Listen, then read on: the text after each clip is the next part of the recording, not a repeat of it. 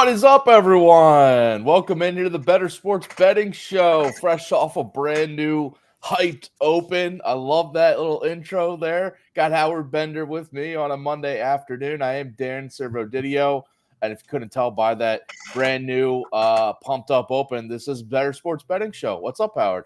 What's going on, Servo? Yeah, you gotta love a nice little intro like that. Gets you all hyped up, ready to go. Shout out to our absolutely. producing crew over at Bettor Sports Network for that stuff. What's that? I said shout out to our producing crew at Bettor Sports Network. Right, Brian Burns brings the heat each and every time. Absolutely love that.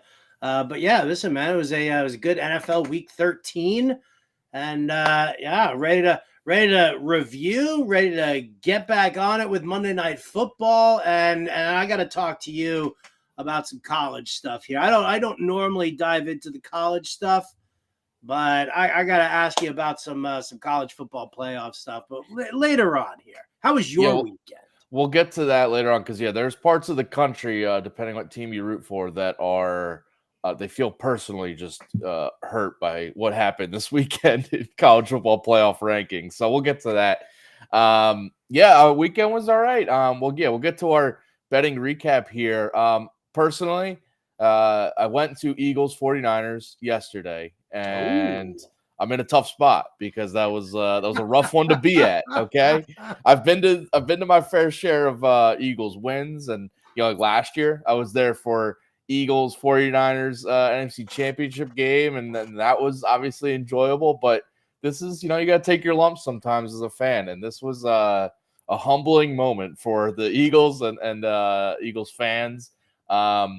John, you could just saw it flash up there. John threw out Eagles +3 as one of his bets, and I wasn't going to go there, but I'm glad he did. And it was just, frankly, it was just the wrong call. There's a reason the 49ers were favored in that spot, and they completely dominated the game. So I've been better. You can see I had some wins in betting this weekend, but I've been better as a football fan.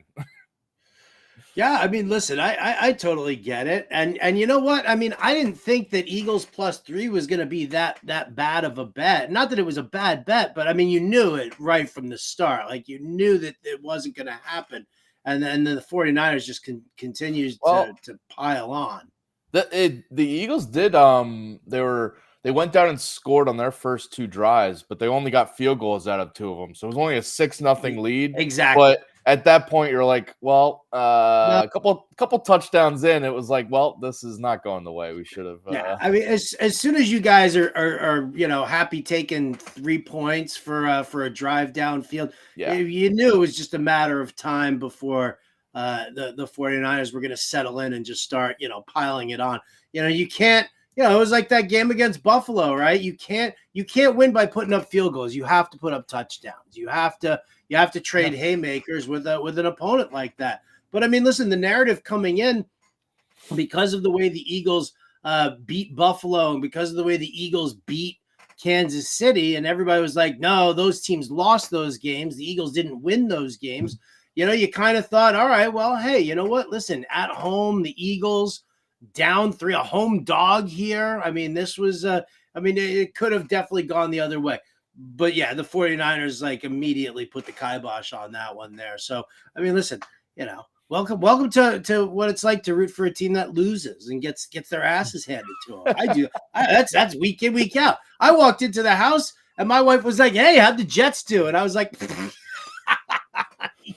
she's so adorable like that. So come on. Fair point there. All right. Well, other bets from the weekend. You had a pretty good weekend, and you and me were on a couple of the same picks here. And these were honestly, after we had talked on Wednesday's show, if you were on Friday's show, I had a feeling you would have thrown out the Panthers +5.5 on that show, and you threw it out in your best bets article over at Fantasy Alarm, and we were both on that one. That they barely covered, it was hairy at one point, but the Panthers did get there. And then you and me were both on the Falcons Jets under as well. And you hit the Texans -3 as John had Texas -3. So we were all on the same page on some of these. Yeah, I mean, listen, Falcons Jets. I mean, we've gotten that stream now of of players. I was even trying to root for Mbemba's, plus 2,200, no touchdown. Yeah. In that game.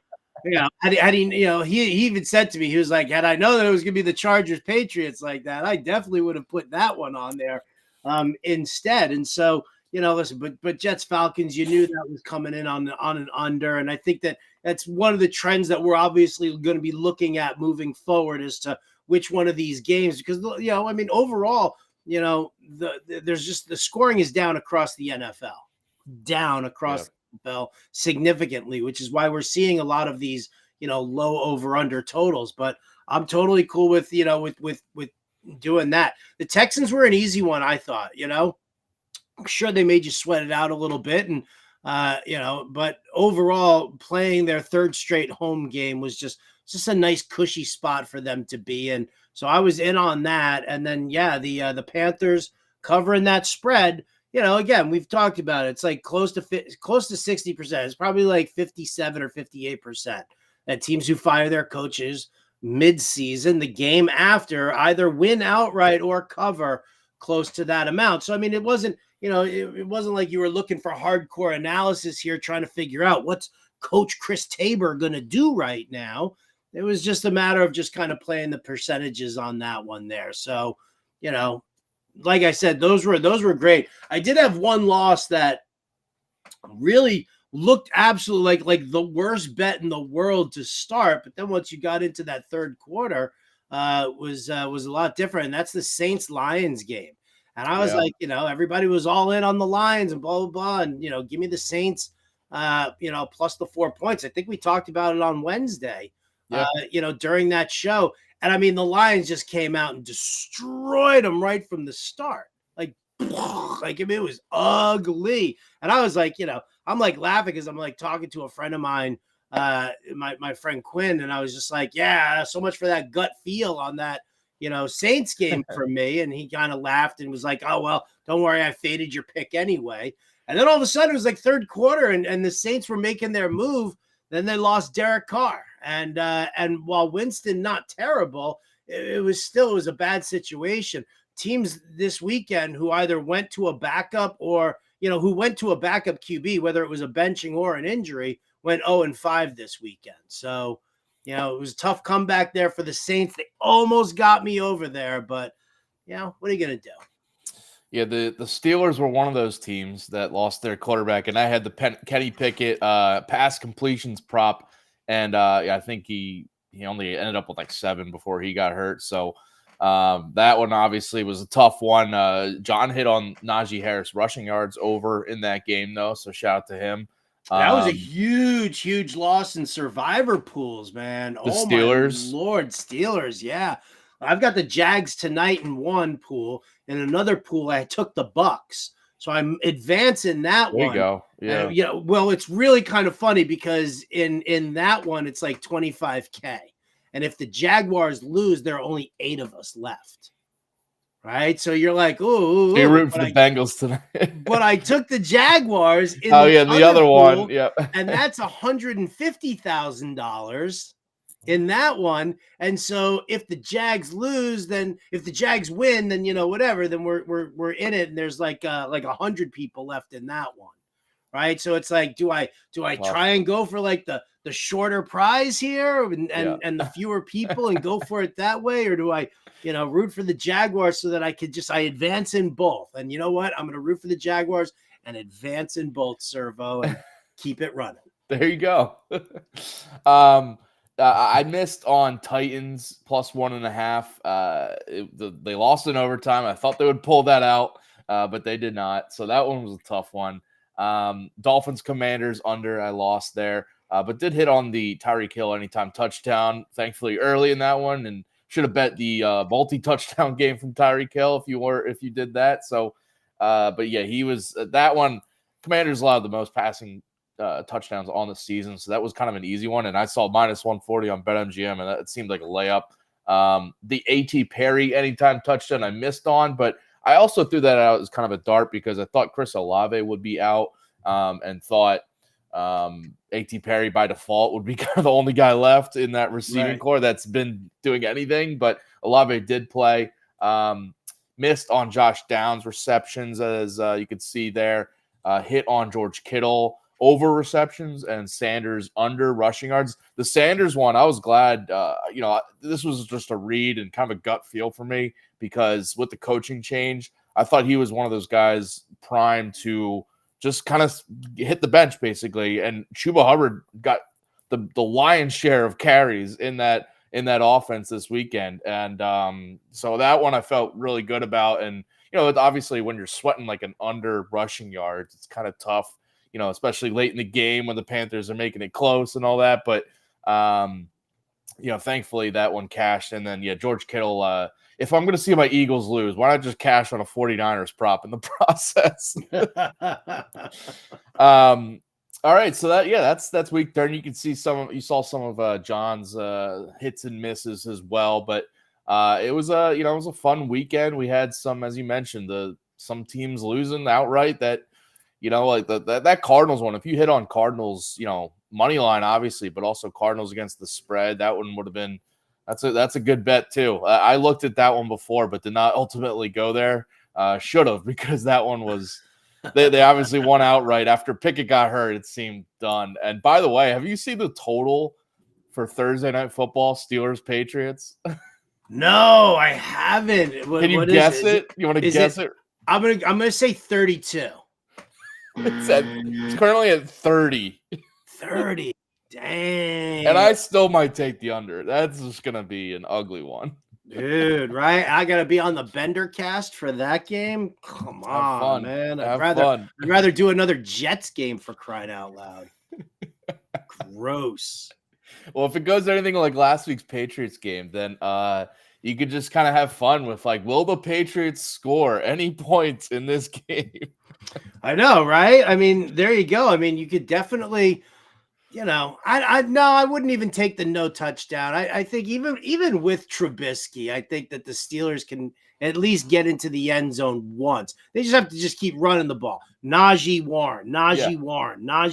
Just hit them like that, and I think that's kind of, where we're at. I'll lean on that under, though, no doubt. Early lean for me, at least in the props, is just what you said. Najee Harris. I'm looking at his rushing yards already for that game, because it's gonna be a lot of. And he's already been starting to get more work with their OC change in the last couple games. So yeah, probably gonna be a lot of Najee Harris and Jalen Warren in that game. All right, let's look to Monday Night Football here. We got one more game left here. And if you haven't already, go get the Fantasy Alarm All-Pro subscription, because up right now on Fantasy Alarm, we have the Showdown playbook for NFL DFS tonight for Monday Night Football. We have sleeper picks and underdog picks and props on Fantasy Alarm. Obviously, the lineup generator for your Showdown lineups, the fantasy league advice and league sync. If you're trying to make any last-minute start-sits, and in Discord, too, we're answering your start-sit questions. So get all this now with the Fantasy Alarm All-Pro subscription, and use is this correct, Howard? Use promo code Let's Go for 50% off? 50% off your first month. Absolutely. Okay. FantasyAlarm.com/Let's Go. Promo code Let's Go. All right. Scan that QR code right there. All right, let's get to Bengals Jaguars tonight for Monday Night Football. We already had Anime Dude in the YouTube chat here saying Bengals winning. They're going with Bengals money line, I guess, here. Plus 375, as you can see on the screen there. Jaguars are 10-point favorites now at home here, over under at 40. You have a Best Bets article up on Fantasy Alarm that people can go check out right now. But thoughts on this game, and where are you going with anything? Yeah, I mean, so listen, I wrote this out in the Best Bets article. I love the Jaguars, I really do, and I love what I've seen over the last couple of weeks from them. But we've also seen them kind of shoot themselves in the foot at times as well. The tough one for me here, I mean, first and foremost, 10 points. Say whatever you want about Jake Browning. I'm not the greatest QB, but 10 points is a big deal. And he's got Jamar Chase. He's getting T. Higgins back. He's got Tyler Boyd there as well. Joe Mixon in the pass catching. You can pass on the Jaguars. Like, running against them is a tough order. but you can throw on the Jaguars. And if you've got, if Browning can even just be half decent, he's got the weaponry to kind of help things along a little bit. So I don't love the 10 points here. I'll take the Bengals and I'll take the 10 points. But I'm also leaning on the under in this one because Cincinnati's defense, even though they lost Cam Taylor-Britt for to injured reserve, that is kind of a big deal. I'm looking at this and I'm like, are the Jags really going to just blow them out? No, I don't necessarily think so. And, when you look at the over-under numbers, I mean, it's 27 and I think it's 27 and 10 that the under is hit in primetime games, and the under is 13-1 on Monday Night Football right now. So, I mean, say what you want. You could be like the biggest Jags fan in the world. The numbers are what you should be looking at here, and you should be playing the percentages. It's minus 110 either way. So why not take the trend as opposed to the over is due in this one year, right? I mean, yes, of course it is. But you know what? We've actually been saying that now for a couple of weeks, and it just hasn't happened. We've gotten some movement a little bit on Thursday Night Football, right? That Dallas-Seattle game, really popped off for everybody.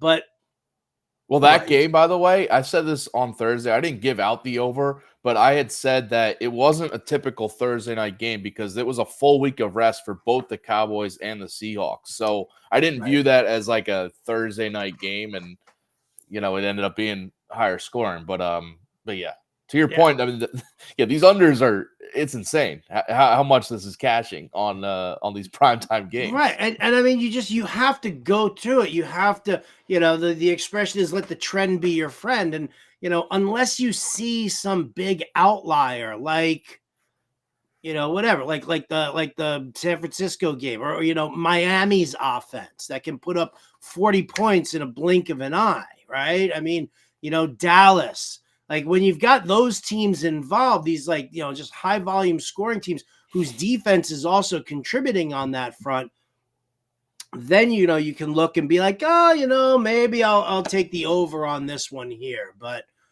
for an over under of 40, the Jags have a tendency that they can play down to their competition a little bit.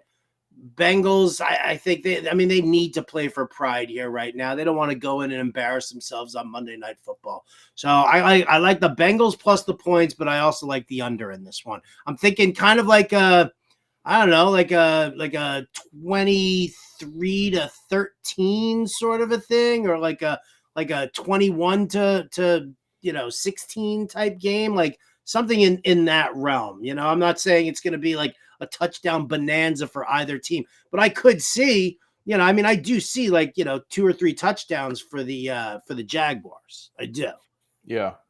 I am with you on the Bengals. I'm not going with an official pick because I could see this going in a number of different ways, and I'm just going with some props in this one. But I do think I would lean the over here, actually. I've kind of thought about it a ton also of of doing the over. And as you're going through it, I am realizing that both teams struggle against the pass. And the Cam Taylor-Britt injury for the Bengals side of things is, I think, a little worrisome because they've already had kind of a questionable defense and secondary.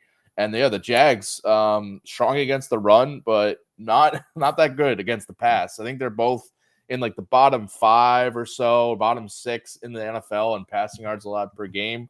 Which, I mean, listen, say what you want about Jake Browning, backup quarterback, but he wasn't terrible last week against the Steelers. He had like a better completion rate than you might think. He threw for about 230 yards, which for, a young quarterback in his first start, I think he had a better performance than you might imagine, especially against, a really good Steelers defense, in my opinion. So I think it might be a little easier for him through the air here with just, a little bit of extra prep too for this game. So I could see it going a little. I mean, I think it's going to be right on the edge, because on the other side, I cannot ignore those trends, those Monday Night Football under trends. It's insane. So, all right, props though for this game. And if you got any of your own or bets for this Monday Night Football, definitely throw them in our chat here, and we'll get to yours as you throw them in here. One prop I'll throw out that I liked, and it's actually gone a little bit up. I'm seeing at least on BetMGM, but if you want to shop around, get the best number you can. It's Jamar Chase receiving yards over 56.5. Every single opponent against the Jaguars this year has had at least a pass catcher have at least 57 receiving yards. Been over this number in every single game. Has a top receiver or tight end, but just a top pass catcher from an opposing offense against the Jaguars. I mentioned their pass defense has been an issue, allowing the 5th most pass yards per game this season. And over the past 7 games, here's some receivers, top receivers that have faced the Jaguars and their total yards. We had Nico Collins, 104, DeAndre Hopkins barely over at 59, Deontay Johnson at 85, Chris Olave also barely over at 57, Michael Pittman at 109, and Stephon Diggs at 121. We know Chase, his talent, and I know the Browning under center and Joe Burrow out. Like, obviously, we downgrade the Bengals offense and their passing game a little bit. But last week, Chase still had 81 receiving yards. Only had 4 catches, but he was still a top target for Browning and this Bengals offense. And he's been over this line. I just think this line's too low for what Chase is, 56.5. He's been over this in with 73 plus yards in 7 of his last 9 games here. So I know a lot of that's been with Burrow under center, but his proven production, and I do think he's just getting a lot of targets to hit this over. And the Bengals getting T. Higgins back for tonight, which I think helps out.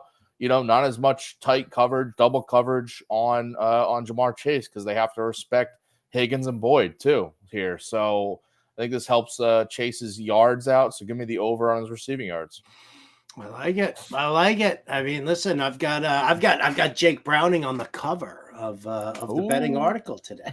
So, all right. I'll go with my first prop, the one that I like the most here. I like Evan Engram over 47.5 receiving yards. Bengals have been terrible against the tight end. Evan Engram, everybody's down on him with the no touchdowns and everything that's gone on with that. But this is a great spot for him. Again, especially with the shifting in the secondary and, who's going to cover, and are they going to need to float more safety help over towards, Cam Taylor-Britt's side of the field. And so I think Evan Engram is going to kind of get left exposed a little bit here. So I can dig on his 47.5 receiving yards. And I think you can probably dig on that too, can't you, Servo? I like this one a lot. I'm right with you, and I would look at his yards too, but I'm going with his receptions. I do think both these can hit the over, because I'm going with his receptions 4.5. Just as you mentioned, and the Bengals this year have been a bottom tier, bottom 5 defense against the tight end position in terms of allowing yards, receptions, have been rough for them. And I think the Cam Taylor-Britt absence is even going to make this situation a little bit worse. And so to both of our props here, though, Engram has been the top target in terms of receptions this season for Trevor Lawrence. So I think he's going to keep it going, especially with the matchup allowing that. And the 4.5 receptions that I'm going over here, he's had at least 5 catches in 8 of 11 games this season. And the 3 unders have been exactly 4 catches. So he's been right around this. And I think this matchup just allows him to get that 5th, 6th catch. And I think he's going 50 plus yards here. The last few games, by the way, for both of our sakes here, some tight end numbers against the Bengals. Last week, Pat Freiermuth, 9 catches, 120 yards. And then the games before that, Dalton Schultz, 4 for 71. Dalton Kincaid, 10 for 81. And then George Kittle, 9 for 149 in the past 5 weeks or so here. Notable tight ends. So I think Ingram's going to just kind of add right onto that. So, yeah, both of our props hopefully hit here. Yeah. I would love to see that. Again, I'm going to be I'm also using Evan Engram as the captain in my DFS lineup. But that's you can find out more about that on the Fantasy Alarm Show on SiriusXM Fantasy Sports Radio. Another prop I'm going for here, Joe Mixon. I like Joe Mixon over 19.5 receiving yards here. What we've seen is, Jake Browning doing the check down. Now, I get that, some people are a little concerned that, he's getting T. Higgins back. So now he's going to have Higgins and Boyd and his tight ends and Jamar Chase. But, the Jags actually have a really nice pass rush. And that's why one of the reasons why, again, that their run defense is so solid right now. So the best way to neutralize that is to try and get some check downs, some dump offs there. They're giving up. The Jaguars are giving up. Teams are targeting their running backs at, a little more than 8 times per game for almost 45 yards per game. So, with that lean on Joe Mixon, you've seen his target share, increase. You've seen his, receiving work step up with Jake Browning under center. So I really like that one. I think it's a nice strong pick there. And then just one more, if I could, Servo, just one more. Trevor Lawrence over 1.5 passing touchdowns. I think Egram does get into the box. Whether the other one goes to Ridley or to Christian Kirk or to Zay Jones, I don't know. I don't care. But ETN's banged up. We'll see how he does as far as he's questionable for the game.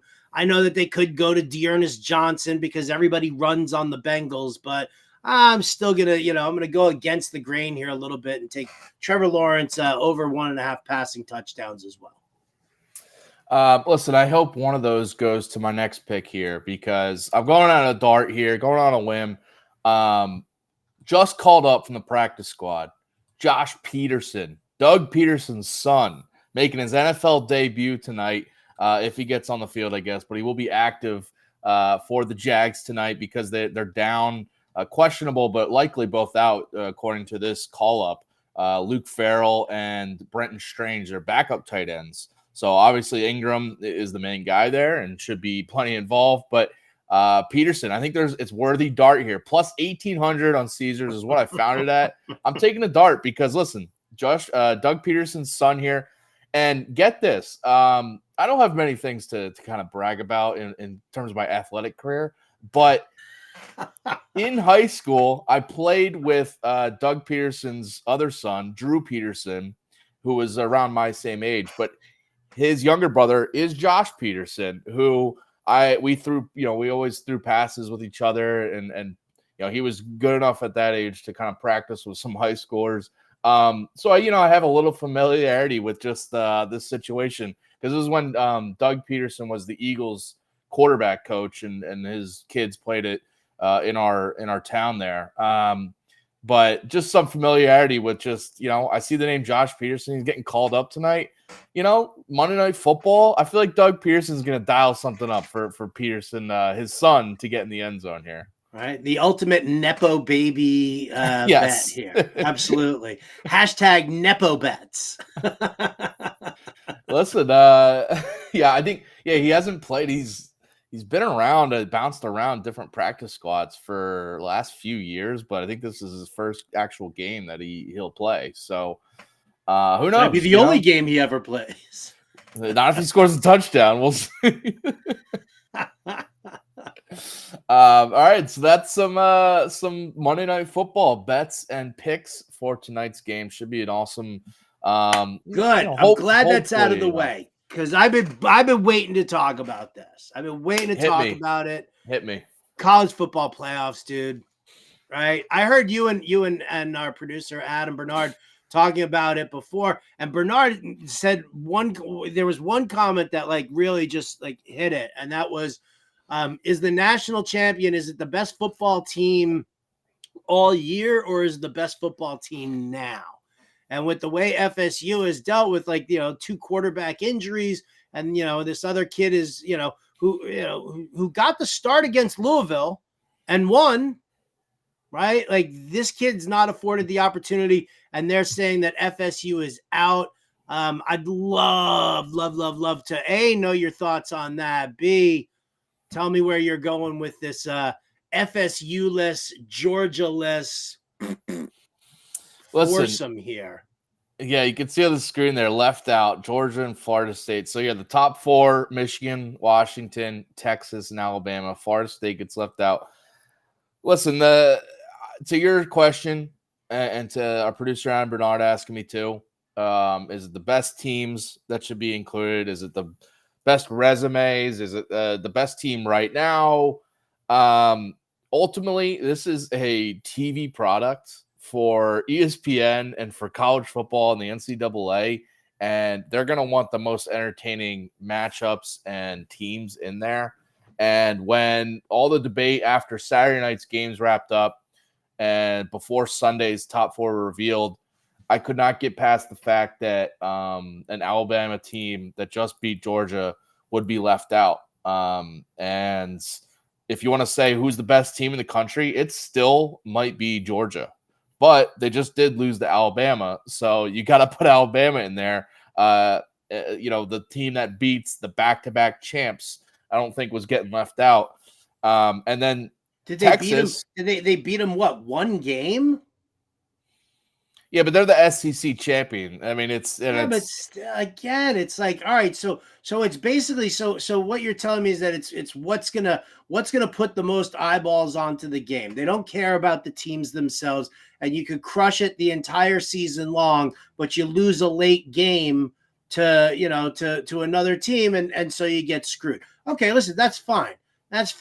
So then the odds here don't mean shit to me either, right? And I'll just say it. Michigan as the favorite at plus 170, garbage. That's what you guys want. That's what you want, NCAA. You want a cheating coach, right? And a cheating program. I'll tell you what's going to happen. Like you want that, and that's like, because you know that's going to create the biggest stir, the biggest controversy here is whether or not Michigan deserves to be there, and now Vegas is making them the favorite.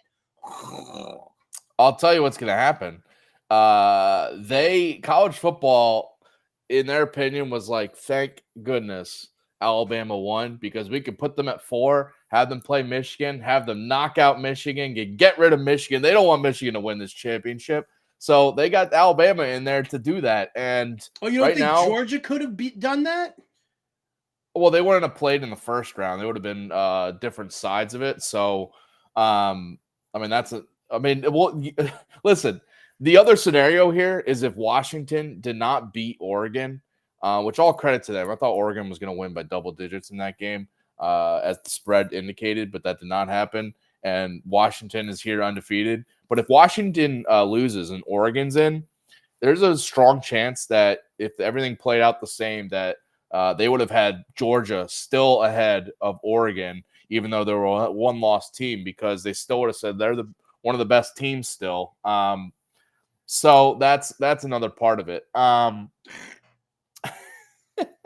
I realize for someone that doesn't follow college football, this whole thing is just a mess. If Florida State being left out, like on the surface, it's a pretty tough look because they are an ACC champ, undefeated. Like it's never happened before in this college football playoff era that an undefeated power conference champion has been left out. So it's. Right, but I mean, again, you basically summed it all up, Servo. It's about money. It's about advertising revenue, and that's all it's about. It's not necessarily about the best team or the best program or anything like that. It's about what's going to make the NCAA the most money right now, and that's fine. I mean, that's gives me, you know what? It allows me to not give a crap about college football anymore at all. Like I wasn't a big college football guy anyway. I grew up in New York City. What was I going to do? Root for the Violets of NYU? Like that wasn't going to happen there for me. So I never really got bit by the college football bug anyway. I try to get in on it a little bit more. And I've got friends actually whose, daughter goes to FSU. I've got friends who are like Miami alum, like hardcore there, who have been trying to get me more into it. Britt Flynn and Chris Sellers getting me more into like Arkansas, right? Now, go piss up a rope, NCAA. Don't care. If it's all about the mighty dollar for you, you ain't getting mine. That's a shame to hear from a guy that loves college football. So, listen, I think next year, I hope people, like with your opinion, come back a little bit because we're going to have a 12-team playoff, and these teams won't get left out. There's going to be a lot more worthy teams in the mix, and they'll have to earn it.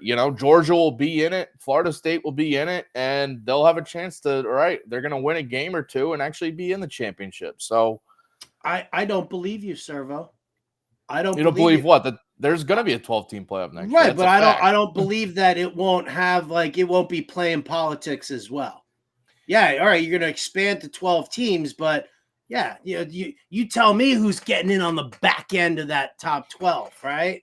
No one's gonna care about who's the 11th or 12th team, though. I'm telling you, everybody's gonna care because it's all about money. People will care because they're gonna tell us to care. But for me, I'm already gonna know. Like this year, I don't know the exact rankings right now, but I think 11, 12, 13. It's Ole Miss, Penn State.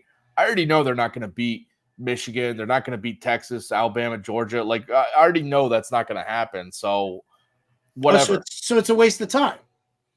You can make the argument that the 12-team playoff is a waste of time. I think 8 is a good number. We're not going to do that because it doesn't really work, and they want to include more teams because, as we're saying, it's about revenue, and they get more of these playoff games. Then that's what matters. So that's basically what it is all about, and whatever. But anyway, for this year, we have these top 4, and I'm excited about it because we got about a month basically until these games happen. So I'll dive into this more, but these are two fascinating matchups. Got my water wings ready to jump into the deep end of that pool with you. Well, I'll be sure not to talk about these games when you're on the show with me then. How about that? I'll bring in John and Pebble with me. Oh, is that the Yankees fan that's holding his thumb down? Hey, I'm a little skinnier than that dude now. I've lost some weight. Come on. I tell you. All right, so where are you going though? So you think Alabama takes down Michigan, and what? The winner comes out of Texas, Washington, or do you see Alabama, who got in when they shouldn't have technically gotten in? You think they're going to win the national championship? Right now, I have Alabama winning the national championship. I have them beating Michigan. Close. I think there's this matchup's going to be fascinating, but Alabama's defense is going to be one of the best that Michigan has faced this year, and they also haven't faced a running dual threat dynamic athlete at quarterback that Jalen Milroe is for Alabama. I think that's going to cause problems there. So I've got Alabama jugular with this. Oh, please don't. Not on camera here. Not on camera. Texas, Washington is going to be a track meet, high scoring game. You can see the total at 64.5, and I've probably taken the over in this one.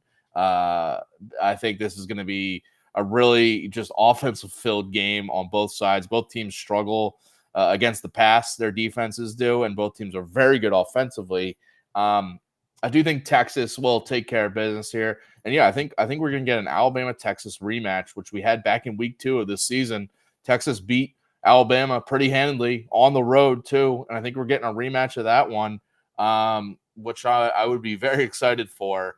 So yeah, and I have Alabama ultimately winning that, but we'll see. It's going to be fascinating because Georgia and Florida State, the two teams left out, are actually playing together in a bowl game. So that'll be fun and funny because both sides are probably going to have opt-outs with players sitting out for the NFL draft. So that's a whole nother deal.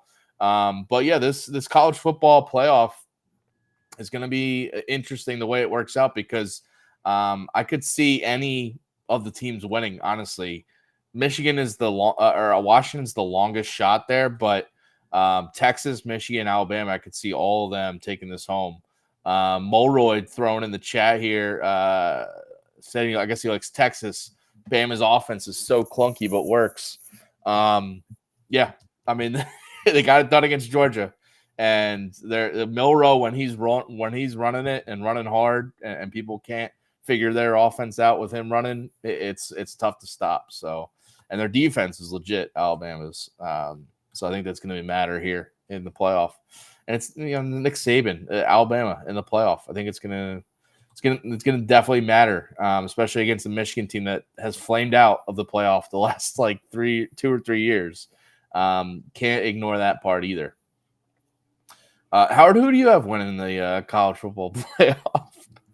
You know what? I have the almighty dollar winning the college football playoffs now.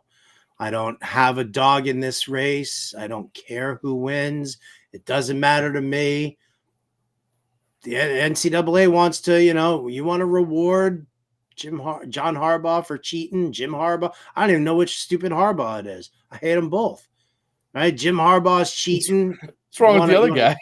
Suspend him. I mean, okay, but yeah, give this dude a shot at the national championship here.